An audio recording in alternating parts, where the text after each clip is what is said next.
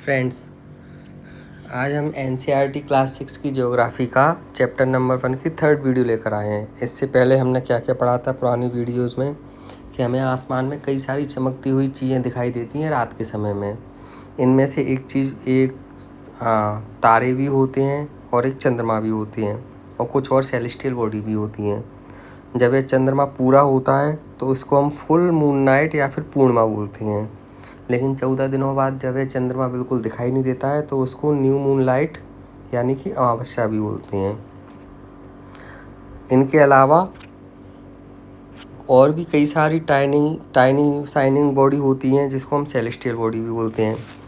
और इन celestial body में star होते हैं। स्टार के पास अपनी खुद की हीट होती है, खुद की लाइट होती है। हमारा सूरज भी एक स्टार है। उसके बाद में हमने क्या देखा, कंस्टलेशन के बारे में।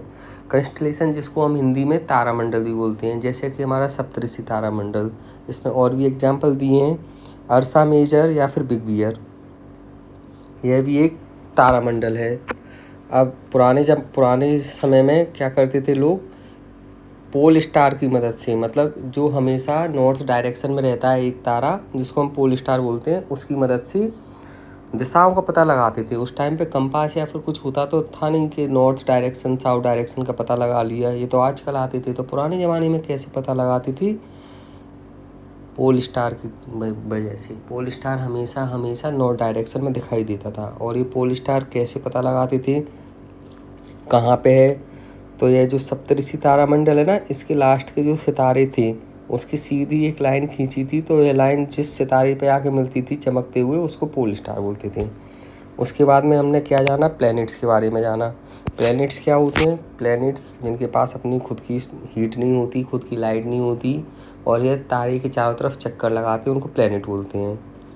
जैसे कि हमारी पृथ्वी एक प्लैनेट है, इसके पास खुद की हीट नहीं है, खुद की लाइट नहीं है, तो फिर यह कहाँ से हीट और लाइट लेती है, तो सूरज से।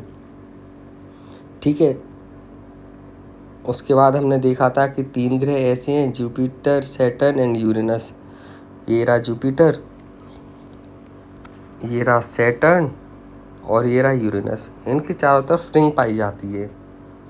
रिंग पाई जाती है, हाँ रिंग पाई जाती है, जो डेब्री मतलब कचरे की बनी होती है, जो कि हम पृथ्वी से अपनी नेक्ड आई से नहीं देख सकते। इसको देखने के लिए हमें पावरफुल टेलीस्कोप की ज़रूरत पड़ती है।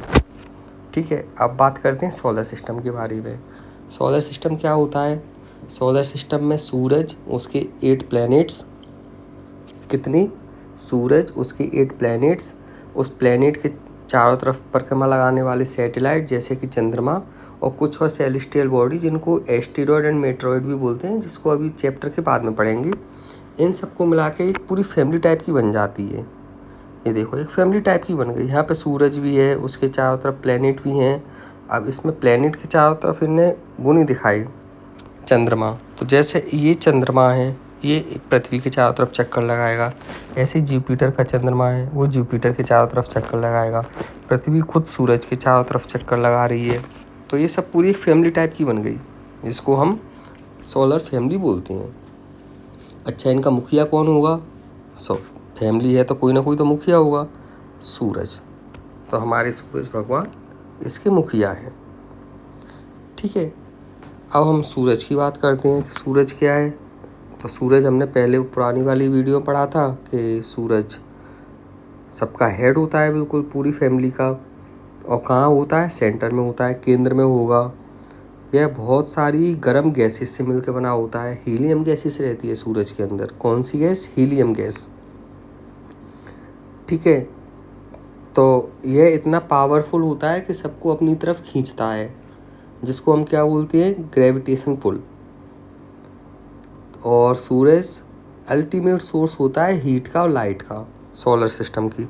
मतलब हमारी पृथ्वी के पास खुद की वो नहीं है हीट और लाइट, तो हमें कहाँ से मिलती है हीट और लाइट, सूरज से मिलती है। तो सूरज क्या है, ultimate source of heat and light for the solar system. लेकिन इतनी भयंकर हीट हमें बिल्कुल भी फील नहीं होती है। इसके पीछे रीज़न क्या है, क्योंकि हमसे बहुत दूर है। बहुत, कितना, 150 मिलियन किलोमीटर। अरे बहुत होता है यार 150 मिलियन किलोमीटर, मतलब लगभग 15 करोड़ किलोमीटर दूर है।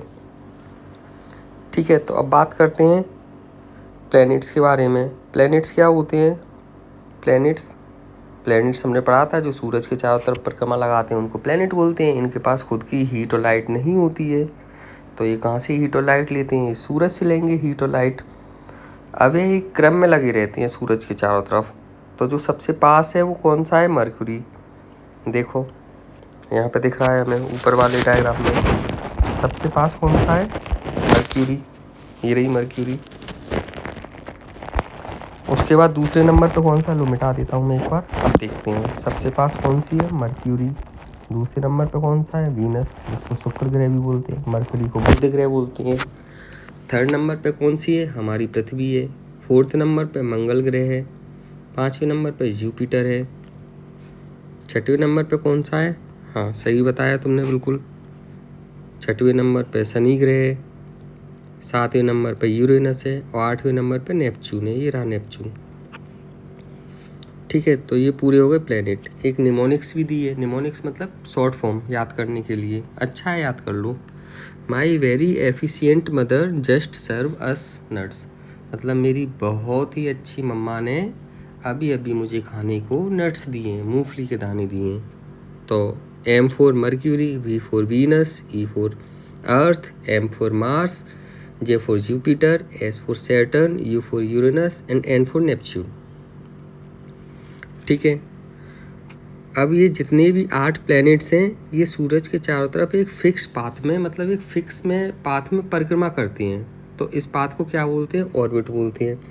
देख लेते हैं ऑर्बिट क्या होता है। ये देखो, ये सबके ऑर्बिट बने हुए हैं। ये पहले इसको मिटा दें।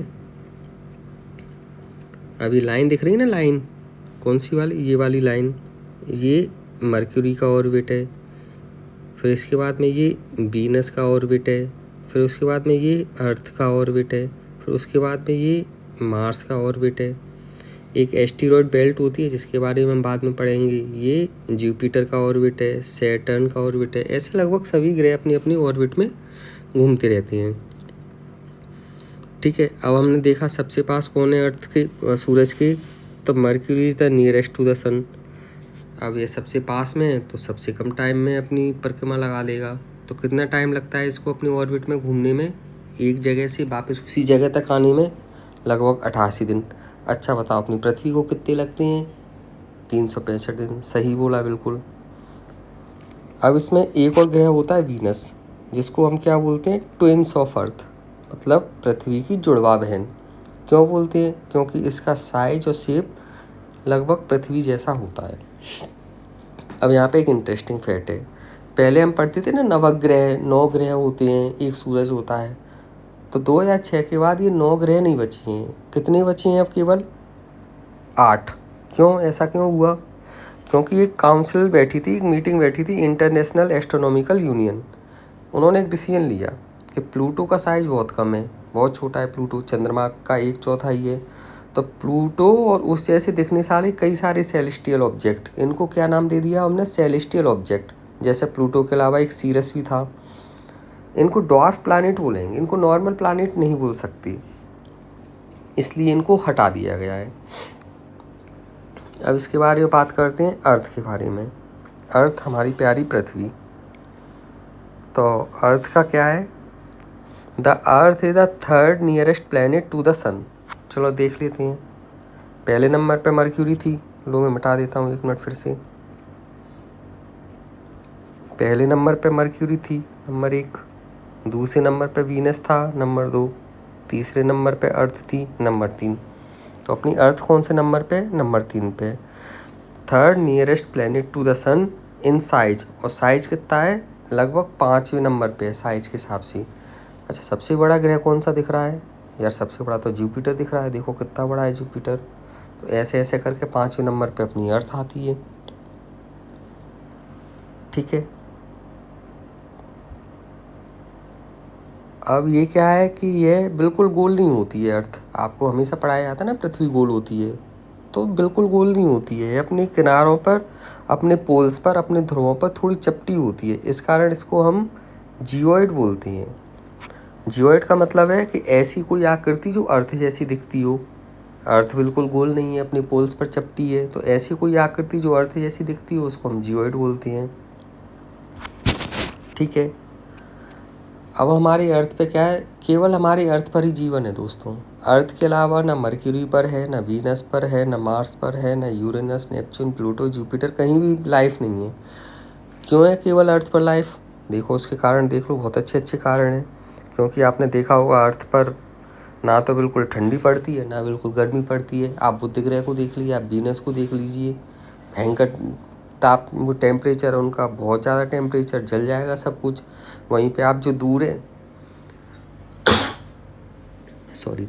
जो दूर है बहुत सारे सूरज से ग्रह, जैसे कि हमारा सैटर्न है, यूरेनस है, नेपच्यून है, इन पर भयंकर ठंड पड़ती है। -385 डिग्री फ़ारेनहाइट तक चला जाता है टेम्परेचर। तो केवल अर्थ ही ऐसी है दोस्तों जो ना ठंडी है ना गर्म है। इसके अलावा पानी भी है अर्थ पर, हवा भी है अर्थ पर, जो कि जीने के लिए बहुत ज़रूरी है। हवा में बहुत लाइफ सपोर्टिंग गैसेस होती है, जैसे ऑक्सीजन, जो कि हम इनहेल करते हैं, सांस लेते हैं ऑक्सीजन। अर्थ पर पेड़ भी हैं, सब कुछ है, इसलिए अर्थ एक यूनिक प्लैनेट है, बहुत अच्छा प्लैनेट है। अच्छा एक चीज़ देखिए आपने, जो चंद्रमा होता है वो हमें सफ़ेद दिखाई देता है। ऐसे ही हम जब अर्थ को दूर से देखते हैं, मान लो चंद्रमा से देखते हैं, अभी क्या एक चंद्रयान-3 लॉन्च किया है इंडिया से। हाँ एक सेटेलाइट है वो लॉन्च किया, उन्होंने कुछ पृथ्वी की तस्वीरें भी भेज दी हैं यार, बिल्कुल नीले कलर की दिखाई देती है। नीले कलर की क्यों दिखाई देती है? क्योंकि पानी बहुत पाया जाता है पृथ्वी पे, पानी का रंग नीला होता है, इसलिए नीले कलर की दिखाई देती है पृथ्वी। अब इसके अलावा कुछ वर्ड दिए हैं यहाँ पे। सोल का मतलब क्या होता है? सोल रोमन मिथोलॉजी में सोल का मतलब होता है सूर्य भगवान, सन गॉड। इसलिए मैं अभी बार बार सन को सूरज भगवान बोल रहा हूँ। सोलर मीन्स रिलेटेड टू सन, मतलब ऐसी कोई चीज़ जो कि सन से रिलेटेड हो। अब जो फैमिली होती है सन की, सूरज की, उसको हम सोलर सिस्टम बोलते हैं।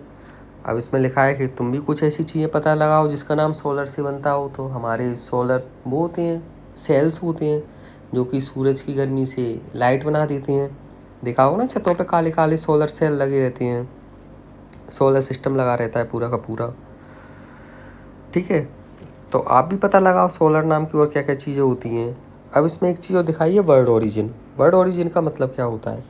कई सारे वर्ड ऐसे होते हैं जो कि दूसरी भाषाओं से निकले बने रहते हैं। जैसे ज्योग्राफी कहने के लिए तो इंग्लिश वर्ड है, लेकिन इसकी उत्पत्ति कहाँ से हुई है? ग्रीक से, जो कि हमें पृथ्वी के पूरा डिस्क्रिप्शन देता है। या 2 वर्ड से मिलकर बना होता है। जी का मतलब होता है अर्थ, ग्राफी का मतलब होता है राइटिंग। तो ऐसी कोई चीज़ जो पृथ्वी के बारे में लिखती है उसको ज्योग्राफी बोलते हैं, जो कि हम पढ़ रहे हैं ज्योग्राफी, सिंपल सी बात है। अब और कुछ वर्ड के बारे में बताया है इसमें, जिसमें जी लगी हो। जियोलॉजी मतलब स्टडी ऑफ अर्थ, पृथ्वी के बारे में पढ़ना। जियोमेट्री मतलब मेजरमेंट ऑफ अर्थ। ज्योमेट्री होती है ना, ज्योमेट्रिकल इंस्ट्रूमेंट होते हैं कि इंच होता है, मीटर होता है, कितना होता है, तो मेजरमेंट है। जियोइड अभी हमने पढ़ा था, जो कि ऐसा कोई शेप जो कि पृथ्वी जैसे दिखाई देता हो, तो उसको जियोइड बोलते हैं। अब देखो दोस्तों, एक बहुत ही अच्छी चीज़ आ रही है। अच्छा, आप में से कितनों ने आर्यभट्ट का नाम सुना है?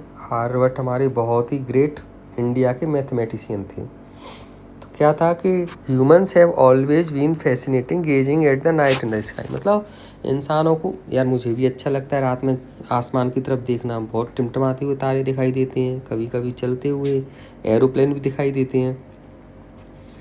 ठीक है, मैं तो इतना करके रह जाता हूँ, लेकिन कुछ लोग पता लगाते हैं कि आखिर ऐसा क्यों हो रहा है। तो वे लोग जो इन सब चीज़ों के बारे में पढ़ते हैं उनको एस्ट्रोनॉमर कहते हैं। आर्यभट्ट एक बहुत ही फेमस एस्ट्रोनॉमर थी एंशियंट, पुराने भारत की। उन्होंने सबसे पहले बताया था कि चंद्रमा और जो सूरज चमकते हैं वो चंद्रमा और बाकी के जो प्लेनेट चमकते हैं वो सूरज के रिफ्लेक्शन के कारण चमकते हैं। तो देखो आज वो चीज़ हमें सिद्ध भी हो गई, प्रूफ भी हो गई। ठीक है, अब हम एक डायग्राम देखते हैं, ये वाला डायग्राम जो छोड़ दिया था। आधा इसको अभी समझेंगे, आधा इसको थोड़ी देर बाद समझेंगे। तो जो हमारा सूरज के पास सबसे पहला ग्रह कौन सा है? मरक्यूरी, 58 लिखा है। तो 58 का क्या मतलब है कि मरक्यूरी अपना पूरा का पूरा परिक्रमा सूरज के चारों तरफ 58 दिन में लगा लेगा। सॉरी, यहाँ पे बाई मिस्टेक 58 है, यहाँ पे 88 डेज है, 88 सही है। तो 88 दिन में ये पूरा का पूरा परिक्रमा सूरज के चारों तरफ लगा लेगा। ठीक है। दूसरे नंबर पे कौन सा दिया गया है? वीनस। वीनस को कितना टाइम लगता है? 256। वीनस को 256 डेज टाइम लगेगा। ठीक है, ये मर्क्यूरी है, ये वीनस है, तो वीनस को 256 डेज लगते हैं पूरा परिक्रमा लगाने में। तीसरे नंबर पे अर्थ, पृथ्वी को कितना टाइम लगेगा? 365। ठीक है, तो 365 डेज लगते हैं। चौथे नंबर पे मार्स है। अब देखो जैसे जैसे दूरी बढ़ती जा रही है ना, परिक्रमा लगाने का टाइम भी बढ़ता जा रहा है। सबसे कम था पृथ्वी का, मर्क्यूरी का, उसके बाद था वीनस का, उसके बाद था अर्थ का, उसके बाद था मार्स का। मार्स का कितना है? 687, लगभग डबल डेज ऑफ अर्थ। मतलब जो पृथ्वी 365 दिन में सूरज की परिक्रमा लगाती है, तो मंगल ग्रह को 687 दिन लगते हैं। इसके बाद में अब देखते हैं और जुपिटर के बारे में। जुपिटर को कितना टाइम लगता है? 11 साल, 11 महीने, लगभग पूरी 12 साल। तो 12 साल लगते हैं जुपिटर को पृथ्वी का परिक्रमा लगाने में। इसके बाद शनि ग्रह, ये देखो शनि, इस पर रिंग भी दिख रही हैं चारों तरफ, बहुत अच्छी लगती है रिंग देखने में। 29 साल लगते हैं पूरे पृथ्वी सूरज का परिक्रमा लगाने में। उसके बाद में यूरेनस कहाँ है? ये रहा यूरेनस को कितना टाइम लगेगा? 84 साल, बहुत होते हैं 84 साल। इसके बाद में कौन सा आता है? नेपच्यून को कितना टाइम लगेगा? 164 ईयर्स। यार 164 ईयर्स में इतनी तो इंसानों की उम्र भी नहीं होती है। मतलब अगर कोई इंसान यहाँ पे रहने लगे तो यहाँ से उसको पूरा का पूरा 1 साल भी नहीं बिता पाएगा। 1 साल क्या होता है? जो सूरज के चारों तरफ जितनी देर में परिक्रमा लगता है उसको 1 साल बोलते हैं। पृथ्वी पे 365 दिन होती है। 365 दिन में पृथ्वी पूरे सूरज के चारों तरफ परिक्रमा लगा लेती है। नेपच्यून तो भाई साहब 164 ईयर्स, 164 सालों में लगाता है परिक्रमा। तो दोस्तों आज के लिए हम इतना ही समझते हैं। अगली वीडियो में हम देखेंगे चंद्रमा के बारे में और आगे से स्टार्ट करेंगे। अच्छा, वीडियो आपको कैसी लग रही हैं? हिंदी में कितना समझ में आ रही हैं? अपने कमेंट में आप बिल्कुल ज़रूर मुझे बताइएगा कि आपको वीडियो पसंद आ रही हैं या नहीं आ रही हैं, या फिर इसमें कुछ और चेंजेस करना हो वो भी मुझे बता दीजिए। Thank you.